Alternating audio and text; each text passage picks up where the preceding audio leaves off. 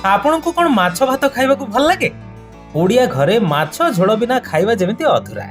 କିନ୍ତୁ ଆପଣ ଜାଣିଛନ୍ତି କି ମାଛ କେବଳ ସ୍ୱାଦିଷ୍ଟ ନୁହେଁ, ଏହା ଆପଣଙ୍କ ଶରୀର ପାଇଁ କୌଣସି ବରଦାନ ଠାରୁ କମ୍ ନୁହେଁ।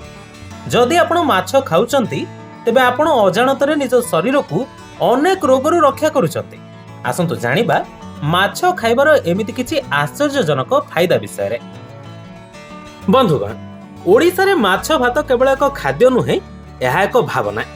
କିନ୍ତୁ କଣ ଆପଣ ଜାଣନ୍ତି, ବିଶ୍ୱର ସବୁଠାରୁ ସ୍ୱାସ୍ଥ୍ୟକର ଖାଦ୍ୟ ମଧ୍ୟରୁ ମାଛ ଅନ୍ୟତମ। ମାଛରେ ପ୍ରଚୁର ପରିମାଣରେ ହାଇ କ୍ୱାଲିଟି ପ୍ରୋଟିନ୍, ଆୟୋଡିନ୍ ଏବଂ ବିଭିନ୍ନ ପ୍ରକାରର ଭିଟାମିନ୍ ଥାଏ। ଡାକ୍ତରମାନଙ୍କ ମତରେ ଯେଉଁମାନେ ନିୟମିତ ମାଛ ଖାଆନ୍ତି, ସେମାନଙ୍କ ଶରୀରରେ ଶକ୍ତିର ଅଭାବ କେବେ ବି ଦେଖାଦିଏନି। ଏହା ଆମ ମାଂସପେଶୀକୁ ମଜବୁତ କରିବା ସହ ଶରୀରର କ୍ଷୟକ୍ଷତି ଭରଣ କରିବାରେ ସାହାଯ୍ୟ କରେ। ମାଛ ଖାଇବାର ସବୁଠୁ ବଡ଼ ଫାଇଦା ହେଉଛି ଆମ ହୃତ୍ପିଣ୍ଡ ବା ହାର୍ଟ ପାଇଁ। ମାଛରେ ଓମେଗା 3 ଫ୍ୟାଟି ଏସିଡ୍ ଭରପୁର ମାତ୍ରାରେ ରହିଥାଏ। ଏହା ଆମ ଶରୀର ତିଆରି କରିପାରେ ନାହିଁ, ତେଣୁ ଏହାକୁ ଆମେ ଖାଦ୍ୟ ମାଧ୍ୟମରେ ପାଇଥାଉ। ଅନେକ ଗବେଷଣାରୁ ଜଣାପଡ଼ିଛି ଯେ ଯେଉଁମାନେ ସପ୍ତାହକୁ ଅନ୍ତତଃ 2 ଥର ମାଛ ଖାଆନ୍ତି, ସେମାନଙ୍କୁ ହୃଦଘାତ ବା ହାର୍ଟ ଆଟାକ୍ ହେବାର ଆଶଙ୍କା ବହୁତ କମ୍ ଥାଏ।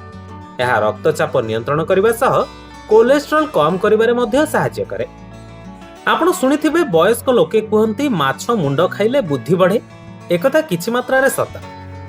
ମାଛରେ ଥିବା ପୋଷକ ତତ୍ତ୍ୱ ଆମ ମସ୍ତିଷ୍କ ବିକାଶ ପାଇଁ ନିହାତି ଜରୁରୀ।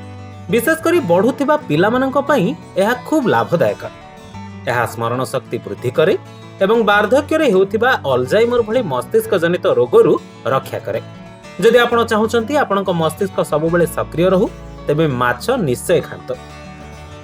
ବର୍ତ୍ତମାନ ସମୟରେ ମୋବାଇଲ ଏବଂ କମ୍ପ୍ୟୁଟର ବ୍ୟବହାର ଯୋଗୁଁ ଆଖି ସମସ୍ୟା ବଢ଼ି ଚାଲିଛି। ମାଛରେ ଥିବା ଓମେଗା 3 ଆଖିର ଦୃଷ୍ଟିଶକ୍ତି ପାଇଁ ବହୁତ ଭଲ।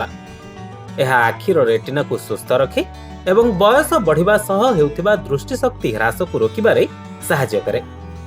ଯେଉଁମାନେ ନିୟମିତ ମାଛ ଖାଆନ୍ତି, ସେମାନଙ୍କ ଆଖି ଦୀର୍ଘ ଦିନ ପର୍ଯ୍ୟନ୍ତ ସୁସ୍ଥ ରହେ।